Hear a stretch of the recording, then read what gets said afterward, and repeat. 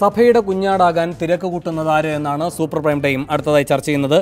Doctor Fasal Gafoor, ഇവിടെ പൊതുവിൽ ഇപ്പോഴത്തെ സ്വാശ്രയ മേഖലയുമായി ബന്ധപ്പെട്ട സാഹചര്യത്തെപ്പറ്റി പറയുന്നത് മാനേജ്മെൻറ്റുകളുടെ തോന്നിവാസം നടക്കില്ല.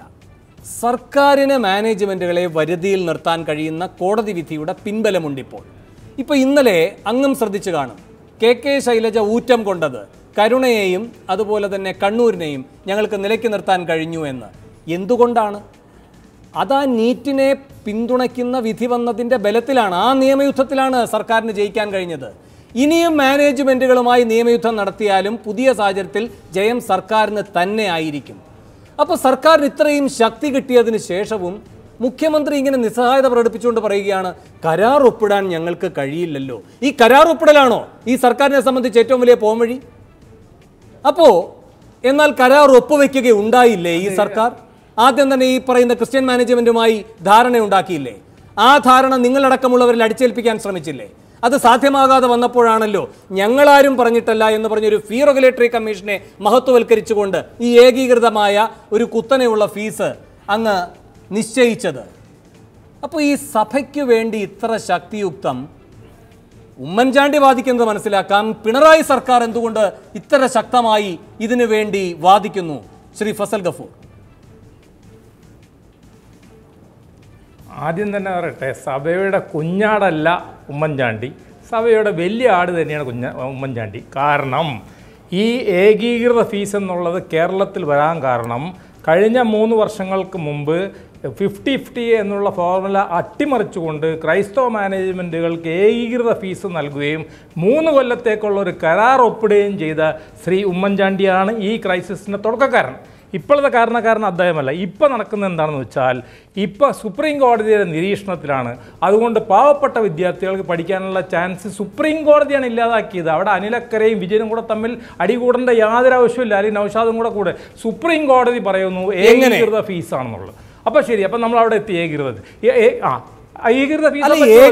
ഫീസ് എന്ന് പറയുമ്പോൾ കൃത്യമായ പ്രവേശനവും കൃത്യമായ ഫീസ് ഘടനയും എന്ന് പറയുന്ന സുതാര്യതയാണ് സുപ്രീം കോടതി ഉദ്ദേശിക്കുന്നത്. മാത്രമല്ല ഈ കാര്യത്തിൽ ഒരു നിമിഷം ഏകീകൃത ഫീസിനെ കുത്തനെയുള്ള ഫീസ് എന്ന നിലയിൽ സർക്കാർ സാധുത നൽകുന്നത് എന്തുകൊണ്ടെന്ന് വെച്ചാൽ, നേരത്തെ തൊട്ടേ ഇങ്ങനെ കാശ് മുഴുവൻ കീശയിൽ ഇങ്ങനെ വിഴുങ്ങിക്കൊണ്ടിരുന്ന നിങ്ങളുടെ ഒരു രീതി ഉണ്ടല്ലോ. നിങ്ങളെന്ന് പറയുമ്പോൾ ഞാൻ MES-നെ അതിൽ നിന്ന് ഒഴിവാക്കുകയാണ്. സ്വാശ്രയ കൊള്ളക്കാരുടെ രീതി ഉണ്ടല്ലോ, അതിൻ്റെ കോമ്പൻസേഷൻ പാക്കേജാണ്. അതുകൊണ്ടാണ് ഈ ഏകീകൃത ഫീസ് കുത്തനെ ഫീസാകുന്നത്.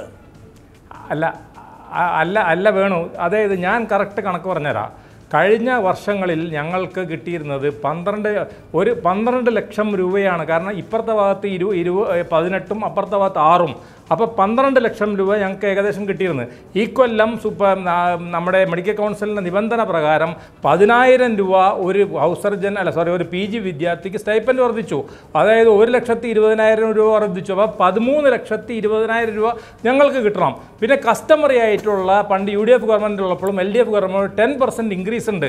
അതനുസരിച്ച് 14 ലക്ഷം രൂപ ന്യായമായിട്ടുള്ള ഫീസാണ്. ഇതിൽ യാതൊരു തരത്തിലുള്ള തിരിമറിയില്ല. അതിൽ അനാവശ്യമായിട്ട് കൊണ്ടോ ഇന്നലെ വന്നിരുന്ന താങ്കൾ പ്രതിനിധീകരിക്കുന്ന അതേ സംഘടനയുടെ സെക്രട്ടറി പറയുകയാണ്, ഞങ്ങൾക്ക് 30 ലക്ഷം ഇല്ലാതെ ഒരു ഇഞ്ച് മുന്നോട്ട് പോകാൻ കഴിയില്ല എന്ന്. ഒറ്റയടിക്ക് ഈ 14 നിങ്ങൾ എല്ലാവരും അംഗീകരിച്ചിട്ടാണ് ഈ ആളെ പറ്റിക്കുന്ന 30 ലക്ഷവുമായി ഇറങ്ങിയിരിക്കുന്നത്.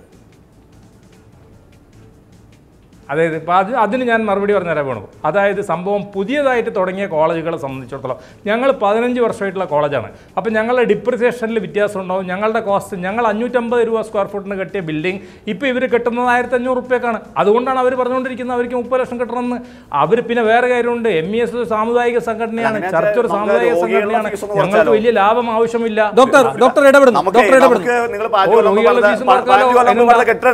ഫീസിന്റെ കാര്യം പോട്ടെ, നമുക്ക് ആ രോഗികളുടെ ഫീസും ആശുപത്രിയുടെ ചെലവൊന്ന് കുറയ്ക്കാൻ പറ്റും. അത് മാത്രമല്ലല്ലോ, ഇവരൊക്കെ നടത്തുന്ന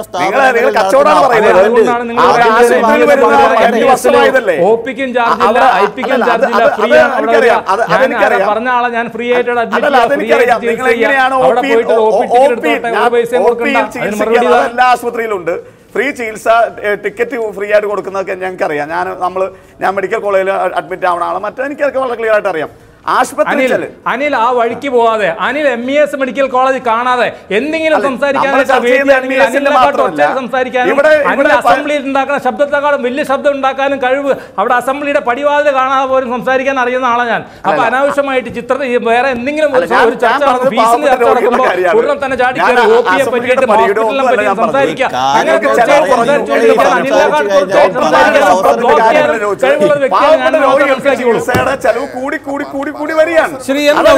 ശ്രീ എം നൗഷാദ്, ഒരു മുഖ്യമന്ത്രി എന്തിന് ഇത്രയും നിസ്സഹായനാകും? ശ്രീ എം നൗഷാദ്, കരാറാണ് ഒരു സർക്കാരിന് സ്വാശ്രയ മേഖലയിൽ ചെയ്യാൻ കഴിയുന്ന ഏറ്റവും വലിയ കാര്യം എന്ന് പിണറായി വിജയൻ എന്ത് അടിസ്ഥാനത്തിലാണ് പറയുന്നത്? മെഡിക്കൽ കൗൺസിൽ അനുവദിക്കുള്ളൂ. ഒരു നിമിഷം, അവിടെ എങ്ങനെയാണ് പണം ഉണ്ടാക്കണം? ഉണ്ടാക്കാൻ പറ്റും. അവിടെ ഏറ്റവും പാവപ്പെട്ട വിദ്യാർത്ഥി വിഷയത്തെ നിങ്ങൾ മാറ്റിമറിക്കാതെ വിഷയം നമ്മൾ ഉണ്ടാക്കുന്ന കണക്കുള്ള കരാറിനൊന്നും ഇപ്പൊ പ്രസക്തി ഇല്ലല്ലോ. അത് മുഖ്യമന്ത്രി പറഞ്ഞത് എന്തോ വീഴ്ചയാണോ കുറ്റമാണോ? ഇത് തിരിച്ചു ചോദിക്കുന്നത് അവിടെയാണ്. ഒരു നിമിഷം, നേതാവ് പറഞ്ഞത് നൗഷാദേ, ഞാനൊന്ന് പറഞ്ഞോട്ട് ഞാൻ ഇനി ഇടപെടില്ല. ഈ ഒരു കാര്യം പറഞ്ഞോട്ടെ. താങ്കൾ ഈ വസ്തുതാവിരുദ്ധമായി സംസാരിക്കുന്നതുകൊണ്ടാണ് ഇടപെടേണ്ടി വരുന്നത്. ഇവിടെ സർക്കാർ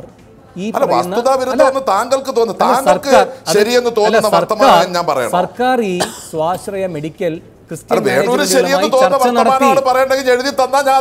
മാനേജ്മെന്റുകളുമായി ചർച്ച നടത്തി എന്ന് വെച്ചാൽ ഈ പറയുന്ന ക്രിസ്ത്യൻ മാനേജ്മെന്റുകളുമായി 14 ലക്ഷത്തിൽ ധാരണയെത്തി. പിന്നീട് ഈ പറയുന്ന സ്വാശ്രയ മെഡിക്കൽ മാനേജ്മെന്റ് അസോസിയേഷനുമായി ചർച്ച നടത്തി, ധാരണയാകാതെ പോയി. പിന്നെ ജസ്റ്റിസ് രാജേന്ദ്ര ബാബു എന്ന് പറയുന്ന കമ്മീഷൻ ഇത് ഏകീകരിച്ച് 14 ലക്ഷത്തിലേക്ക് താൽക്കാലികമായി നിശ്ചയിച്ചിരിക്കുന്നത്. ഇതാണ് നടന്നത്. അപ്പോൾ ചർച്ച നടന്നില്ല എന്ന് പറയുന്നത് വസ്തുതാവിരുദ്ധമാണ്. കരാറുണ്ടാക്കി, ചർച്ച നടന്നു. ചർച്ച നടന്നില്ല എന്ന് ആര് പറഞ്ഞു? ചർച്ച നടന്നു എന്നല്ലോ മുഖ്യമന്ത്രി ഇന്ന് സഭയിൽ പറഞ്ഞത്. കരാർ ഒപ്പുവയ്ക്കാനാണ് നടന്നത്. വളരെ കൃത്യമായി തന്നെ പറഞ്ഞല്ലോ. മുഖ്യമന്ത്രി പറഞ്ഞത് അങ്ങനെയല്ല. നടന്നില്ല. മുഖ്യമന്ത്രി പറഞ്ഞത് അങ്ങനെയല്ല. ആശയവിനിമയം നടത്തി. അത് കുറയ്ക്കാൻ പറ്റുമോന്ന് കുറയ്ക്കാൻ പറ്റുമെന്നുള്ള തരത്തിൽ അവരുമായിട്ടൊരു ആശയവിനിമയം നടത്തി. അതിൽ തെറ്റുണ്ടോ? ഇല്ല. പക്ഷേ ഇത് കേട്ടാൽ തോന്നും ജസ്റ്റിസ് രാജേന്ദ്ര ബാബു കമ്മീഷൻ ആദ്യം ഈ 14 ലക്ഷം പറഞ്ഞു, പിന്നെ അത് കുറയ്ക്കാൻ പറ്റുമോ എന്ന് ആരായാനായിട്ട് മുഖ്യമന്ത്രി ക്രിസ്ത്യൻ മാനേജ്മെന്റുകളുമായി ആശയവിനിമയം നടത്തിയെന്ന്. അങ്ങനെയല്ല, നേരെ തിരിച്ചാണ് ഉണ്ടായത്. അതാണ് പ്രശ്നം. കാര്യങ്ങളെല്ലാം പറയുന്നുണ്ട്, പക്ഷേ അതിന്റെ ക്രമാനുഗതമായ വിവരണമല്ല. അല്ല, വേണു തന്നെ പറയുന്നത് ഫീസ് വർദ്ധിപ്പിച്ചു എന്നാണ്. തുടക്കത്തിൽ പറഞ്ഞു. ഇപ്പൊ MESന്റെ ഫസൽ ഗഫൂർ സാഹിബിനെ ഇങ്ങോട്ട് വർത്തമാനത്തിൽ തുടങ്ങിയപ്പോൾ MESനെ ഞാൻ അതിൽ പെടുത്തുന്നില്ല എന്ന് പറഞ്ഞു. അപ്പൊ MES ഈ ഫീസ് അംഗീകരിച്ചിരിക്കുന്നു. ഈ ഫീസ് MES അംഗീകരിച്ചപ്പോ ഇനി MES ആരുടെ കുഞ്ഞാടാണ്? അതുകൊണ്ടല്ല MES നേരത്തെയും നിങ്ങൾ 65,000 കൂട്ടിയപ്പോഴും MES പറഞ്ഞു 25,000 ഞങ്ങൾ വേണമെങ്കിൽ കുറയ്ക്കാമെന്ന്. അത് പാടില്ല എന്ന് നിർബന്ധ ബുദ്ധി പ്രകടിപ്പിച്ചത് ശ്രീ എം നൗഷാദിന്റെ മുഖ്യമന്ത്രിയാണ്. ഫസൽ ഗഫൂറിനേക്കാളും ശക്തമായി അദ്ദേഹം പ്രതിനിധീകരിക്കുന്ന സംഘടനയുടെ സാമ്പത്തിക താല്പര്യത്തിന്റെ സംരക്ഷകനായത് അങ്ങയുടെ മുഖ്യമന്ത്രിയാണ്. നിലവിൽ അത് കുറയ്ക്കണമെന്നുണ്ടെങ്കിൽ ഞാൻ പറഞ്ഞ MES കുറച്ച് വാങ്ങിക്കണം എന്നുണ്ടെങ്കിൽ MES ഇവിടെ അദ്ദേഹം തന്നെ പറഞ്ഞല്ലോ, നടത്തിപ്പുമായി ബന്ധപ്പെട്ടിട്ടുള്ളത് 30 ലക്ഷം ചോദിച്ചത് എങ്ങനെയാണ്? മാനേജ്മെന്റ് 30 ലക്ഷമാണ് ചോദിച്ചത്. മാനേജ്മെന്റ് അങ്ങനെയൊക്കെ ചോദിക്കുന്നു. 14 ഉറപ്പിക്കുകയും ചെയ്തു. ഇല്ലില്ല, ഈ 30 കണ്ണിൽ പൊടിയിടലാണ്. 14 ഉറപ്പിച്ചു. 14 ഉറപ്പിച്ചു. ഇല്ലാതായി. അതെ, ഈ ക്യാപിറ്റേഷൻ ഫീ ഇല്ലാതാക്കിയതെല്ലാം കൂടെ ചേർന്ന കോമ്പൻസേഷൻ പാക്കേജ് ആണ് ഈ 14 ലക്ഷം. ഈ കോളേജിലേക്ക് ഇല്ല, നേരത്തെ ഇല്ല. അല്ല, വർഷത്തേക്ക് എത്ര വരും? 3 വർഷത്തേക്ക് എത്ര വരും? ഈ 4 കോളേജുകൾ റിസർവേഷൻ ഉണ്ട്. അതങ്ങനെ പറയും. ശരി. ഞാൻ നിലപടെയാണ്. അനിലക്കര അതിനെല്ലാം മറുപടി പറയേണ്ടത്. ഒരു നിമിഷം നൗഷാദ്, അനിലക്കര അതിനെല്ലാം മറുപടി പറയേണ്ടത്. അനിലക്കര മറുപടി പറയേണ്ടത് അതിലേക്കാണ് വരുന്നത്. ശ്രീ നൗഷാദ് വേണു പറഞ്ഞതിനോട് അനിലക്കര മറുപടി പറയണം. അവിടെ ശരി, ഞാൻ ചോദിക്കാം. ശ്രീ അനിലക്കര, ഫീസിന്റെ കാര്യത്തിലുള്ള ഗവൺമെന്റിന്റെ പരിമിതി നല്ല പോലെ ഞാൻ മനസ്സിലാക്കുന്നു. കോടതി വിധിയുണ്ട്. കോടതി വിധിക്കപ്പുറത്തേക്ക് സ്റ്റേറ്റ് ഗവൺമെന്റിന് പോകാൻ ഒക്കില്ല. ആരുടെ വാക്കുകളാണ്? ഉമ്മൻചാണ്ടി പറഞ്ഞ വാക്കുകളാണ്. എന്നിട്ട് എന്താണ് അദ്ദേഹം പോംവഴിയായിട്ട് പറഞ്ഞത്? ഒരു നിമിഷം, പോംവഴിയായിട്ട് പറഞ്ഞത് സർക്കാർ സ്കോളർഷിപ്പ് നൽകണമെന്ന്. അപ്പോൾ അവിടുന്ന് TV രാജേഷ് എഴുന്നേറ്റ് നിങ്ങളോട് ചോദിച്ചൊരു ചോദ്യമുണ്ട്. എന്താണ് TV ചോദിച്ചത്? അപ്പോൾ സ്കോളർഷിപ്പ് സർക്കാരിന് ഈ കാര്യത്തിൽ ഒന്നും ചെയ്യാൻ കഴിയില്ല എന്ന് മുൻ മുഖ്യമന്ത്രി ഉമ്മൻചാണ്ടി തന്നെ പറയുകയും സ്കോളർഷിപ്പേ പോംവഴി ആയി ഉള്ളൂ എന്ന് അദ്ദേഹം തന്നെ സമ്മതിക്കുകയും ചെയ്ത സാഹചര്യത്തിൽ KSUവിൻ്റെ സമരം അവസാനിപ്പിക്കുമോ? അല്ലല്ല, ഇത് വേണം മനസ്സിലാക്കേണ്ടത്. ഇത് ഇന്ന് ആദ്യമായി ഉമ്മൻചാണ്ടി പറയുന്ന കാര്യമല്ലത്. ഇന്നലെ കേരള നിയമസഭയിൽ ബഹുമാനായ പ്രതിപക്ഷ നേതാവിന്റെ പ്രസംഗം എടുത്ത് കേൾക്ക് നിങ്ങൾ. ആ പ്രതിപക്ഷ നേതാവും അദ്ദേഹത്തിൻ്റെ അവസാന നേരത്ത് പറഞ്ഞത് തന്നെയാണ്, ഇവിടെ പാവപ്പെട്ട കുട്ടികൾക്ക് സ്കോളർഷിപ്പ് കൊടുക്കണം, ആ സ്കോളർഷിപ്പ് ഈ മാനേജ്മെന്റ് കയ്യിൽ നിർബന്ധിച്ച് ഏൽപ്പിക്കണമെന്നാണ് പറഞ്ഞത്. പിന്നെ ഞങ്ങൾ പറഞ്ഞതിനകത്ത് പിന്നെ പറഞ്ഞ പ്രധാനപ്പെട്ട കാര്യം എന്താ? ക്രിസ്ത്യൻ മാനേജ്മെന്റുകളെ മുമ്പ് ചർച്ചയ്ക്ക് കൊണ്ടുവന്നത് എന്തിന്? അതാണ് ഞങ്ങൾ ഉദ്ദേശിച്ച ചോദ്യം. ഇവിടെ മനസ്സിലാക്കേണ്ട കാര്യം, കഴിഞ്ഞ 4 വർഷക്കാലം ക്രിസ്ത്യൻ മാനേജ്മെന്റുകൾക്ക് ഏകീകൃത ഫീസ് കൊടുത്ത സമയത്ത് ഞാൻ ഈ അവസാന സഭയിൽ വരെ ഈ മാനേജ്മെന്റുകൾക്കെതിരായല്ലേ പറഞ്ഞത്. ശരി, ശ്രീ നൗഷാദ്, ഇന്നലെ പ്രതിപക്ഷ നേതാവ് പറഞ്ഞതും ഇന്ന് മുൻ മുഖ്യമന്ത്രി പറഞ്ഞതും ഒരേ കാര്യമെന്നാണ് യുക്തിഭദ്രമായി അനിൽ അക്ര സമർത്ഥിക്കുന്നത്. അതായത് ഇന്നലെ രമേശ് ചെന്നിത്തല പറഞ്ഞു സ്കോളർഷിപ്പ് സർക്കാർ കൊടുക്കണം, സ്വാശ്രയ മാനേജ്മെന്റുകൾ സ്കോളർഷിപ്പ് കൊടുക്കണം, ഫീസ് കുറയ്ക്കാൻ സർക്കാർ ശ്രമിക്കണം. 3 നിർദ്ദേശങ്ങളാണ് രമേശ് പറഞ്ഞത്. അല്ല, ആ കാര്യം പരിഗണിക്കാമെന്നാണ് മുഖ്യമന്ത്രി പറഞ്ഞത്. ആ കാര്യം പരിഗണിക്കാമെന്നാണ് മുഖ്യമന്ത്രി എന്ന് പറഞ്ഞത്. ഒരു നിമിഷം, ശ്രീ നൗഷാദ് എന്നോടല്ലേ ചോദ്യം? അതെ, അല്ല, വളരെ കൃത്യമായി നിലവിൽ കോടതി വിധിയുടെ അടിസ്ഥാനത്തിലും നീറ്റ് മെറിറ്റിന്റെ അടിസ്ഥാനത്തിലും സർക്കാരിന്റെ പരിമിതി എന്താണെന്ന് എനിക്ക് കൃത്യമായിട്ട് അറിയാം. പ്രതിപക്ഷ നേതാവ് ഇപ്പോൾ പറഞ്ഞതും അങ്ങനെ തന്നെയാണെന്നാണ് അനിലക്കര പറഞ്ഞത്. ഇവിടെ ഇപ്പോൾ ഒറ്റ പ്രശ്നമേ ഉള്ളൂ. നിലവിൽ സാമ്പത്തികമായി പിന്നോക്കം നിൽക്കുന്ന കുട്ടികൾക്ക് സ്കോളർഷിപ്പ് മാനേജ്മെന്റിനെ കൊണ്ട് കുറപ്പിക്കുകയോ അല്ലെങ്കിൽ സർക്കാർ നൽകുകയോ വേണം. ഇതാണ് ആവശ്യപ്പെട്ടത്. ആ നിർദ്ദേശം തള്ളിക്കളയുന്നില്ല. അത് അനുഭാവപൂർവം അല്ല, ഒരു മിനിറ്റ് ശ്രീ നൗഷാദ്, നമുക്ക് കരാർ ഒപ്പിടാൻ കഴിയാത്ത അവസ്ഥ, കോടതി വിധി കാരണം നമുക്കൊന്നും ചെയ്യാൻ കഴിയാത്ത അവസ്ഥ, എല്ലാം നിശ്ചയിക്കുന്നത് ജസ്റ്റിസ് രാജേന്ദ്ര ബാബു കമ്മീഷൻ. പിന്നെ എങ്ങനെയാണ് മുഖ്യമന്ത്രിക്ക് ഇടപെടാൻ കഴിയുന്നത്?